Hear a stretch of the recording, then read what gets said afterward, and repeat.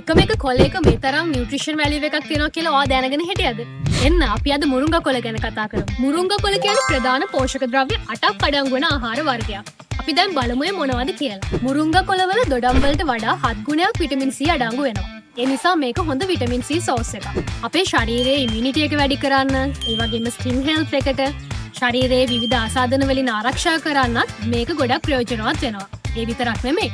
අයර්න් absorption එකත් මේකෙන් වැඩි කරනවා. මුරුංගා වල කිරි වලටත් වඩා කැල්සියම් අඩංගු වෙනවා කියලා විද්‍යාත්මකව ඔප්පු කරලා තියෙනවා. මේ කැල්සියම් නිසා අපේ අස්ථි සහ දත් ශක්තිමත් වෙනවා. ඉතින් ඒ නිසා කාන්තාවන්ට ආර්තවෙන් පස්සේ ඇතිවෙන්න ප්‍රොබබිලිටි එකක් තියෙන ඔස්ටියෝපොරොසිස් තත්ත්වය අවම කරගන්නටත් මේක ලොකු උදව්වක් වෙනවා. නිවිති වලට වඩා මුරුංගා කොළ වල යකඩ අඩංගු වෙනවා. ඒ නිසා නිවිති කන්න ආස නැති ළමයින්ට මේක හොඳ ඔප්ෂන් එකක්.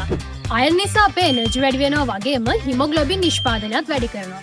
ඒ නිසා වර්කවුට් ස්පෝර්ට්ස් කරන අයට වගේම රක්තහීනතාවයෙන් පෙළෙන අයට මේක නැචරල් මෙඩිසින් එකක්.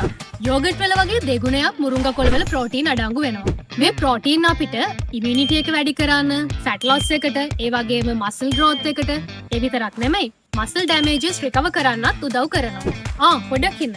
ඔයාට මතකද අපි මීට කලින් මුරුංගා කොළ ගැන කොන්ටෙන්ට් එකක් කළා. ඒක ඔයාට මිස් වුණා නම් ඒකේ ලින්ක් එක ෆස්ට් කමෙන්ට් එකේ තියෙනවා. මුරුංගා කොළ වල විටමින් A අඩංගු වෙනවා.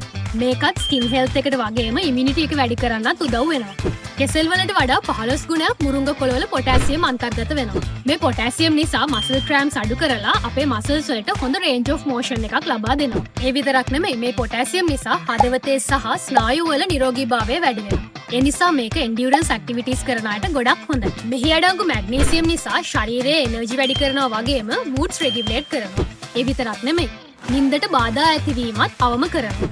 ඉතින් ඒ නිසා රැට නින්ද යන්නේ නැති කට්ටියටත් මේක හොඳ බෙහෙතක්. අන්තිම එක විටමින් B. මේකත් ශරීරයේ එනර්ජි වැඩි කරන්න, බ්‍රේන් ෆන්ක්ෂන්ස් වලට සහ කොලෙස්ටරෝල් පාලනය කරන්නත් වැදගත් වෙනවා. ඉතින් ඔයා මෙච්චර දවසක් මුරුංගා කොළ ගැන උනන්දුවක් දක්වුවේ නැත්නම් අදම try කරන්න ඔයාගේ ඩයට් එකට එකතු කරගන්න. මුරුංගා කොළ හදන විදි කීපයක් ගැන අපි කලින් post එකේ කියලා තියෙනවා. එහෙනම් ගිහින් එන්නම්. Stay safe and be healthy.